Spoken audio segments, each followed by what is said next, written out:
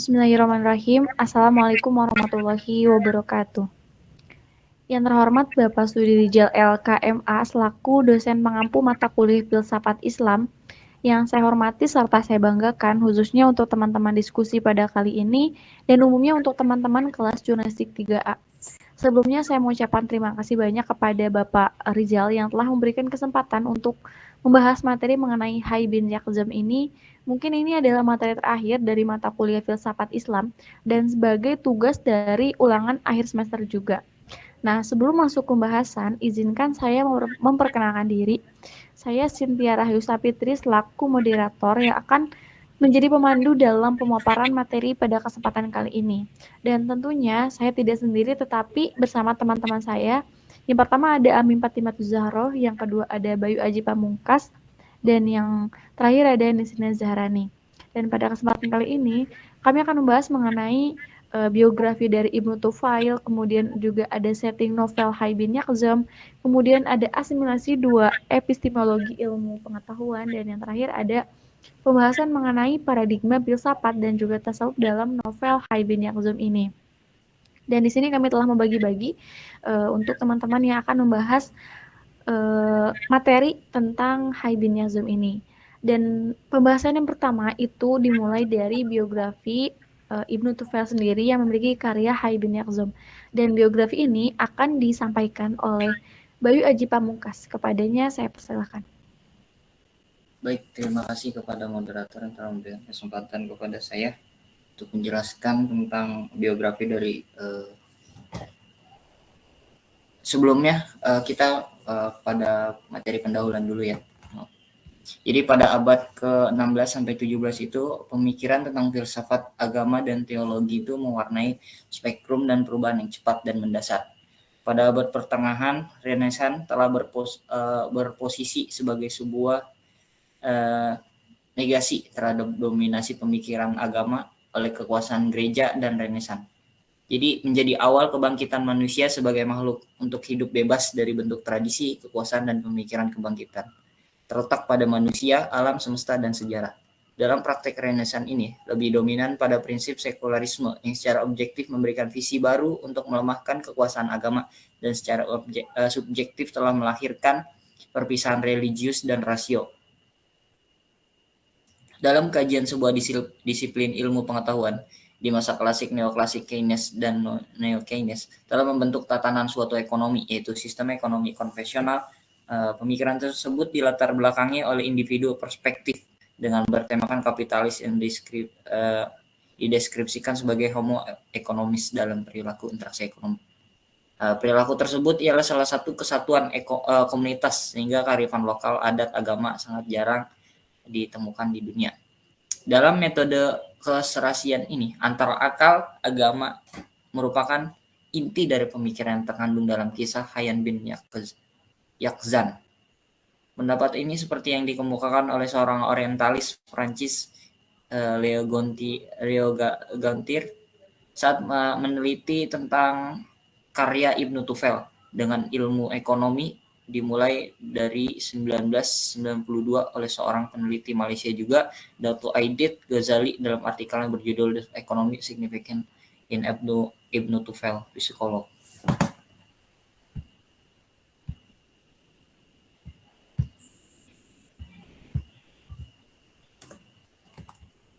Baik, sebelumnya akan membacakan biografi dari Ibnu Tufail.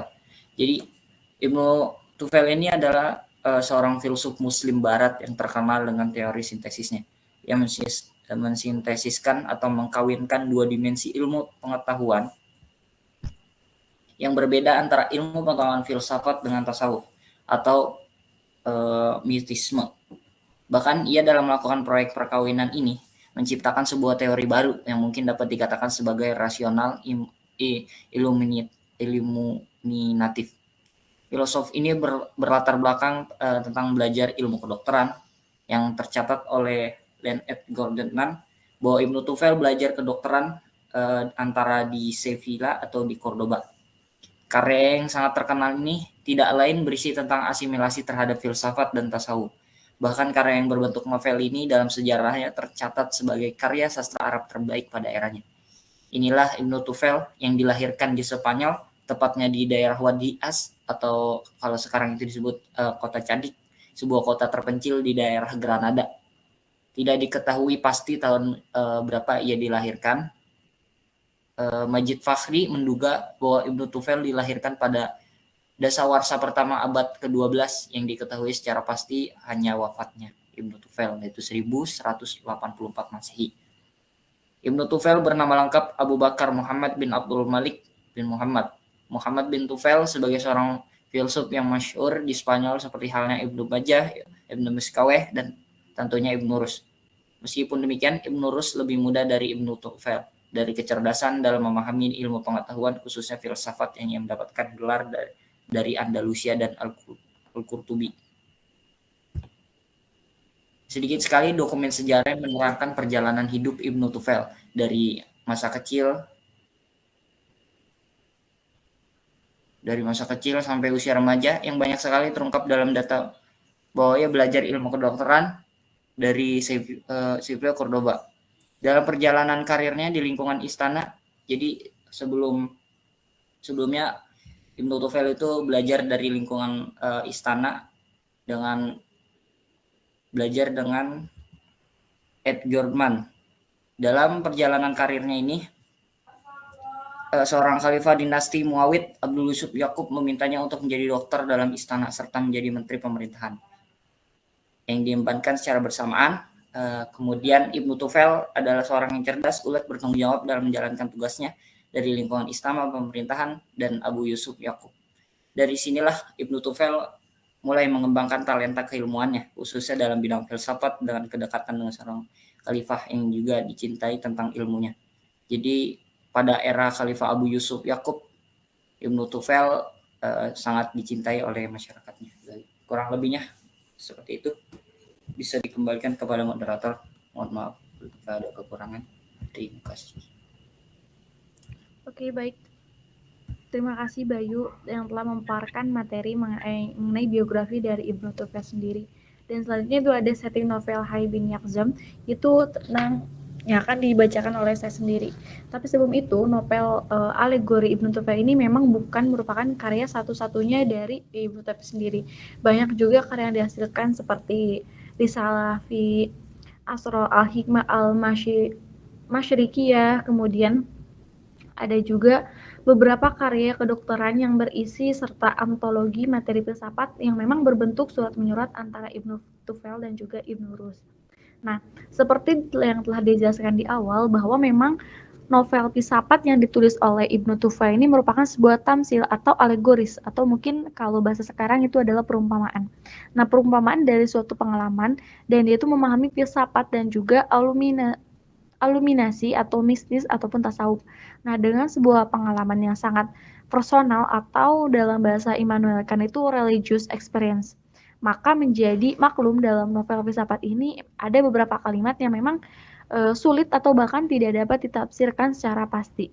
Dan di sini Hasan Hanafi pun itu menyatakan bahwa sangat sulit sekali Ibnu Tufel ini mengekspresikan pengalaman intuitifnya dalam bahasa-bahasa deskriptif yang memang mudah dipahami. Dan bahasa-bahasa yang digunakan banyak mengandung unsur yang memang kurang masuk akal. Dari sebuah pengalaman Ibnu Tufel, khususnya dalam melakukan refleksi iluminasi, maka kalimat yang digunakan Ibnu Tufel dalam novel Hai bin Yakzam yang menggambarkan suatu fakta, yaitu sebuah proses pengalaman intuitif, iluminatif, itu sangatlah alegoris. Dan di sini Ibrahim Makhzur mengartikan bahwa novel Hai ini secara terminologis sebagai hidup bin Malek. Sudut pandang yang dilakukan oleh Ibrahim ini nampaknya memang sangat tepat, karena dalam novel ini memang berisi seorang anak manusia yang hidup dalam melek terhadap realitas, sehingga ia tuh mampu menemukan pengetahuan tentang Tuhannya. Nah, dalam novel Filsafat karya Ibnu Tufel ini memang yang menjadi tokoh utama adalah seorang anak manusia bernama Hai yang merupakan anak laki-laki dari seorang ayah yang bernama Yakzom. Maka anak ini kemudian di dalam novel itu disebut dengan Hai bin Yakzom. Nah, hubungan antara Yakzom dan ibu Hai ini memang sebenarnya tidak disetujui oleh saudara kandungnya, yang tidak lain adalah seorang raja. Nah, sang raja itu tidak menyetujui pernikahan ini karena keduanya sebenarnya masih kerabat dekat. Meskipun begitu, cinta dari Yakzom kepada Ibu Hai ini tidak dapat terbendung lagi. Maka keduanya menikah dengan cara sembunyi-sembunyi. Nah, dengan adanya pertentangan dan intimidasi oleh sang raja, ketika Hai dilahirkan, ibunya tuh mempunyai inisiatif untuk menghilangkan jejak anaknya, yaitu Hai ini. Nah, untuk menghindari siksaan dan juga intimidasi dari sang raja, inilah alasan mengapa ibunya itu menghilangkan jejak anaknya. Nah, maka dengan berbekal sebuah keranjang kayu, Hai ini dihanyutkan ke laut oleh ibunya. Dan keranjang ataupun peti kayu yang berisi Hai kecil tersebut itu terdampar di sebuah pulau tandus di daerah Hindia yang bernama Pulau Wak-Wak. Nah, ini semua itu merupakan sebuah cerita asal-usul Hai ini versi yang pertama. Mungkin ada beberapa versi lainnya. Nah, Ibnu Tufel juga itu membuat versi yang kedua tentang kelahiran seorang Hai. Nah, versi kedua ini diceritakan bahwa Hai ini sebenarnya lahir dari sebuah proses ilmiah kimiawi. Dan Hai ini dimunculkan dari sebuah paragian segumpal tanah yang ada di daerah India yang bernama Pulau Wak-Wak ini. Dan segumpal tanah ini kemudian mengalami penggelembungan yang menciptakan dua bagian. Dan bagian ini terdiri dari sebuah selaput tipis yang di dalamnya terdapat unsur udara yang memang sangat halus dan merupakan tempat dari ruh Tuhannya. Dan pada proses inilah embrio ataupun janin itu tercipta dan seiring berjalannya proses alam, Hai ini kemudian menjadi seorang bayi dan bertepatan dengan terciptanya atau lahirnya seorang bayi tersebut. Dan di sisi lain ada seekor rusa yang sedang mencari anaknya yang hilang.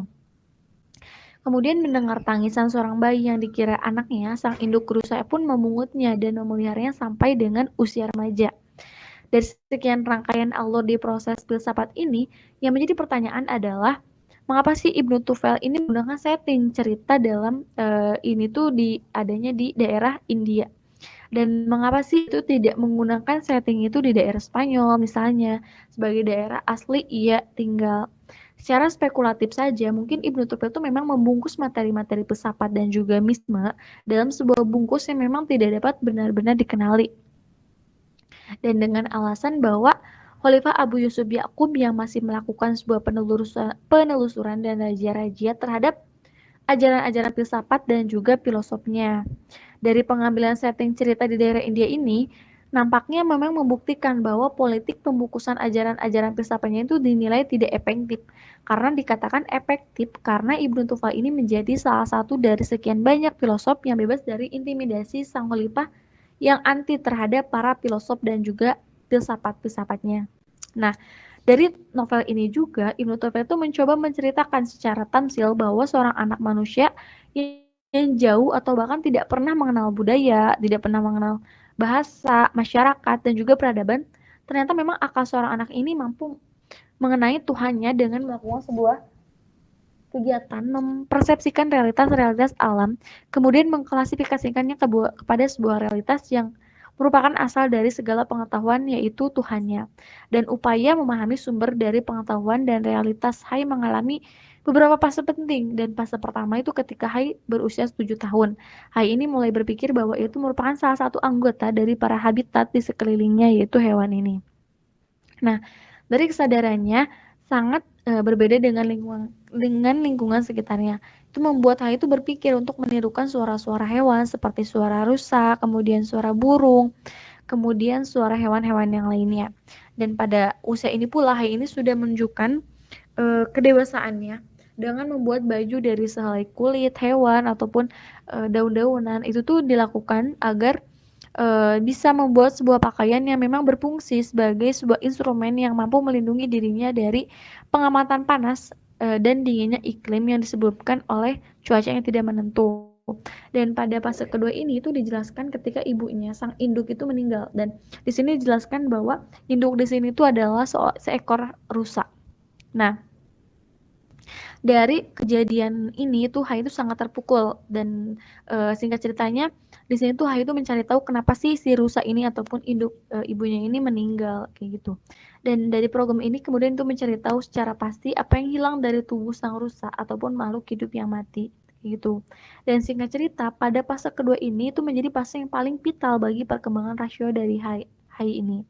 dengan meneliti dan mencari faktor penyebab kematian seekor hewan dan melakukan eksperimen atau percobaan yang sifatnya memang sedikit tidak ilmiah dan juga tidak rasional. Apalagi ini dipikirkan oleh kita sebagai manusia. Mungkin itu tidak masuk akal ya karena seorang manusia yang memang mempunyai seorang ibu dari seekor rusa kayak gitu.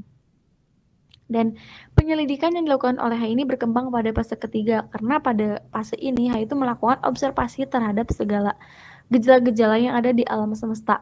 Dan semua gejala seperti kematian hewan memiliki sebuah skema yang memang matematis atau skemanya itu sudah didesain sedemikian rupa. Dan Hai ini melakukan dengan melihat ataupun mendalami sebuah kosmos di langit.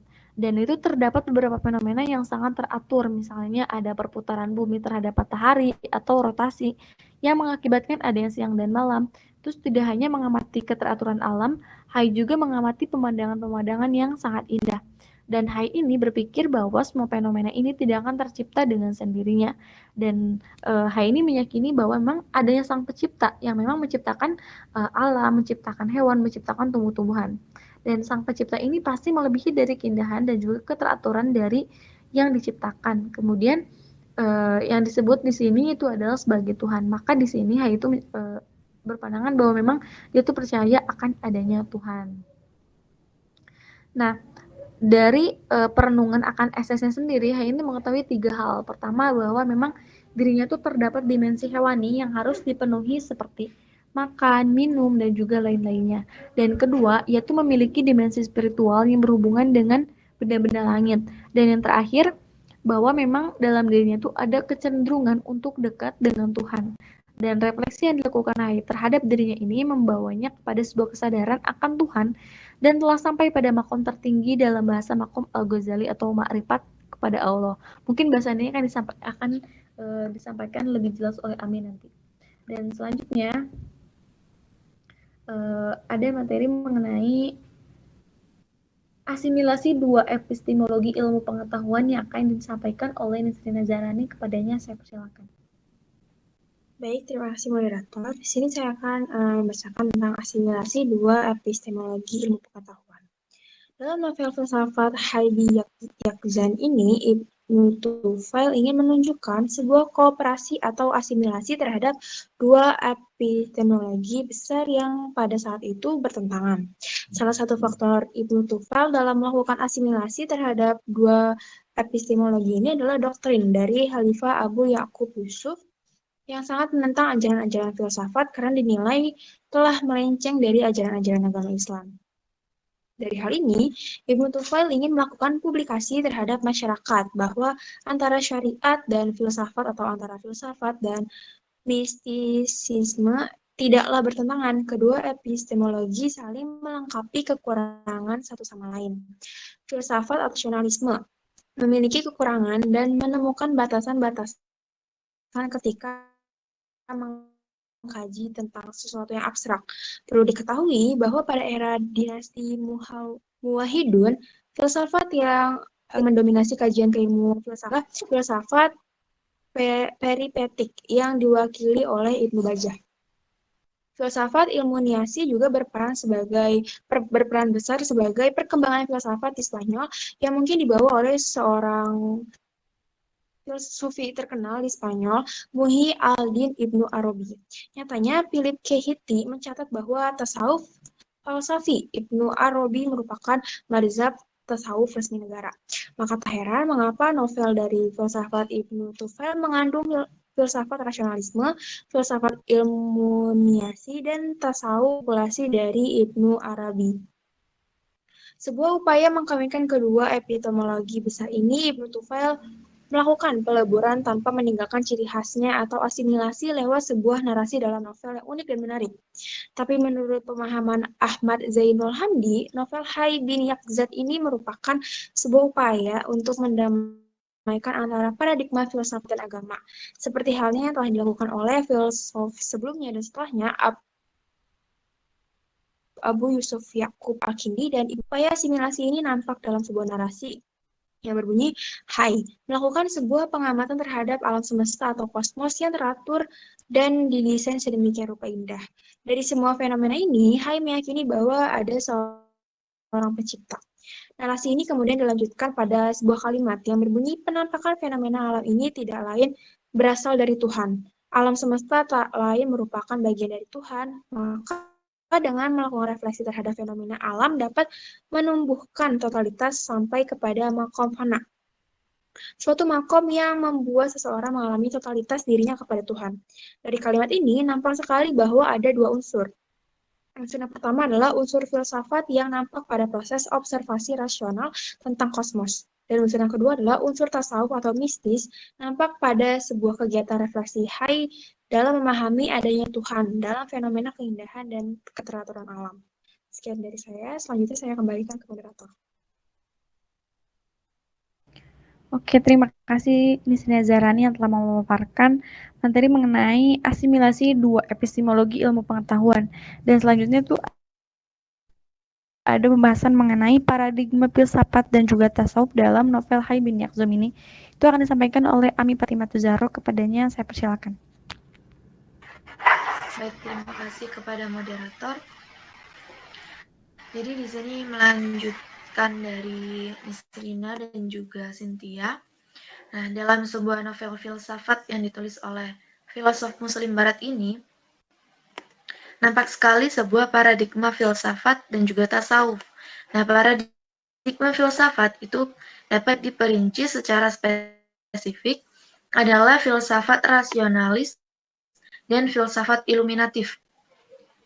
Filsafat rasionalis bisa dilihat sangat kentara sekali dalam narasi Ibnu Tufel dalam sebuah setting seorang Hai bin Yakzan dari usia kanak-kanak sampai dewasa.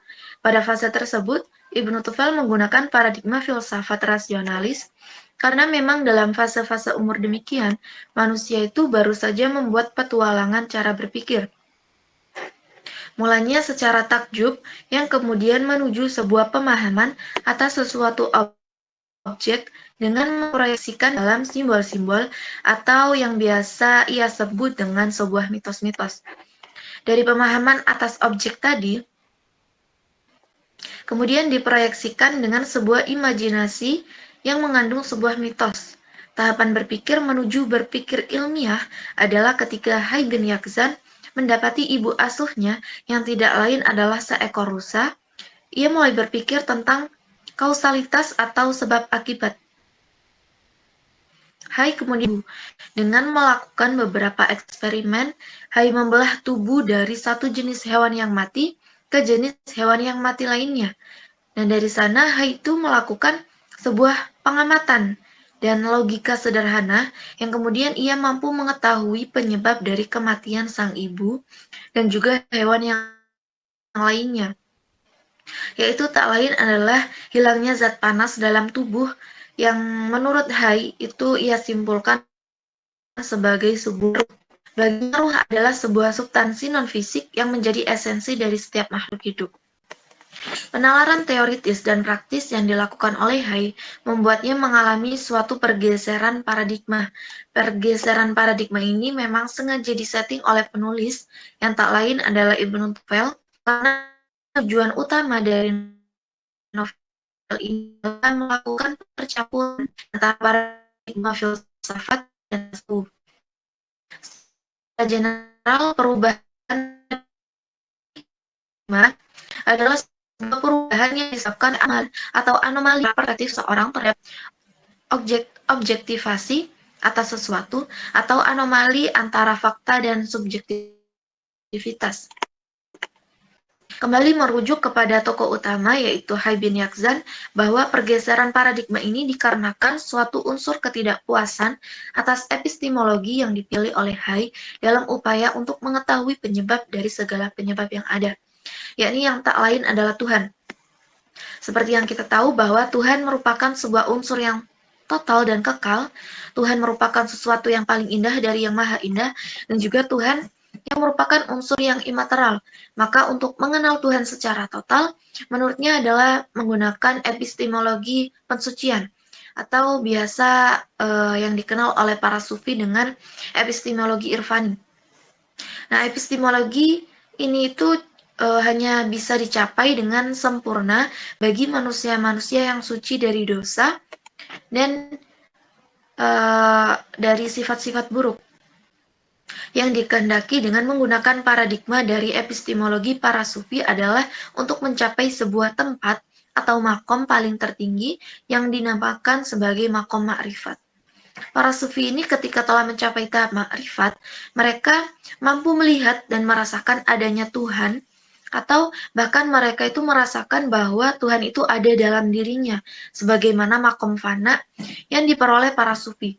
Nah, pada tahap fana, seorang sufi ini meyakini bahwa tidak ada dalam dirinya kecuali Tuhan. Dalam makna fana ini, Ibnu Tufail menyampaikan bahwa makom ini diperoleh Hai bin Yakzan ketika ia memikirkan Tuhan secara terus-menerus, memikirkan zatnya sampai kepada ketidaksadaran bahwa dirinya itu ada. Pernyataan dari Ibnu Tufail ini ketika dianalisis dalam kehidupan manusia yang mencakup antara dimensi duniawi atau fisik dan dimensi batin, itu tidak dapat dipahami atau direalisasikan karena manusia tidak akan lepas dari dunia fisik yang tidak lain adalah tubuh manusia yang mengikat hukum alam. Dalam sisi lain, manusia memiliki dimensi batin atau spiritual, yaitu roh. Nah, roh atau jiwa ini bersemayam dalam tubuh yang merupakan sebuah interaksi mutualisme. Maka jika dalam pernyataan Ibnu Tufail bahwa Hai dapat melakukan penghayatan dan berpikir kepada Tuhan secara terus-menerus, maka Hai ini akan melepaskan keterkaitan dimensi fisiknya kepada hukum alam. Sampainya Hai kepada makom ma'rifat setelah melakukan observasi terhadap realitas bahwa ada pencipta dari segala yang ada. Itu membuat Hai menuju kepada sebuah dimensi ketersambungan antara dirinya dengan Tuhan dengan sebuah kegiatan, yaitu memikirkan Tuhan secara total. Kegiatan ini juga membawa Hai bin Yakzan kepada sebuah pengetahuan bahwa semua pengetahuan yang didapatkan merupakan sebuah pancaran dan ketersambungan dirinya dengan sumber dari segala pengetahuan, yang merupakan instrumen penghubung langsung antara seorang hamba dengan Tuhannya. Ketercapaian seseorang dalam hal ini adalah Hai merupakan jalan mencapai kebahagiaan sejati. Singkatnya, dalam novel ini ternyata proses berpikir Hai dengan adanya sebuah akal dalam memahami realitas itu sampai kepada pengetahuan akan Tuhan ternyata tidak bertentangan dengan wahyu yang dimaksud oleh tokoh Absal. Sekian yang bisa aku sampaikan, aku kembalikan ke moderator. Terima kasih.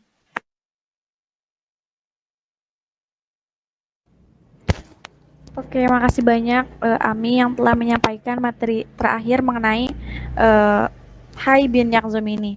Dan sebelum pada penutupan ini ada kesimpulan yang akan disampaikan oleh Nisina Zarani, kepadanya saya persilahkan. Baik, terima kasih moderator. Jadi kesimpulan dari materi ini adalah sebuah dialektika ilmu pengetahuan merupakan sebuah hal yang maklum adanya. Sebuah fenomena yang tidak dapat diganggu-gugat dan memang ini adalah sebuah takdir. Berbagai atribut-atribut negatif dan saling serang menjadi sebuah konsumsi yang menjadi maklum pula.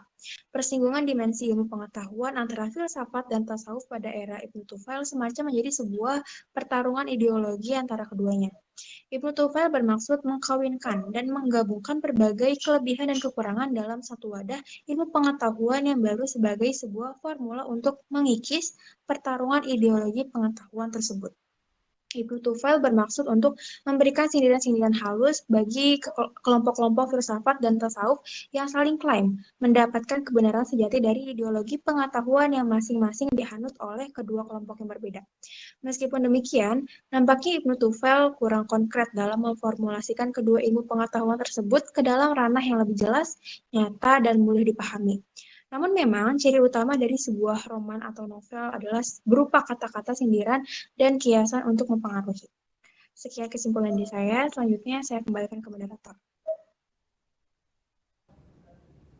Oke, baik. Terima kasih Nisina Zarani yang telah memaparkan kesimpulan dari berbagai materi, dari mulai biografi Ibnu Tufail, kemudian setting novel Hai bin Yakzum, kemudian ada juga asimilasi dua epistemologi ilmu pengetahuan, dan yang terakhir tadi telah dipaparkan oleh Ami Fatimah Zahro mengenai paradigma filsafat dan juga tasawuf dalam novel Hai bin Yakzum ini.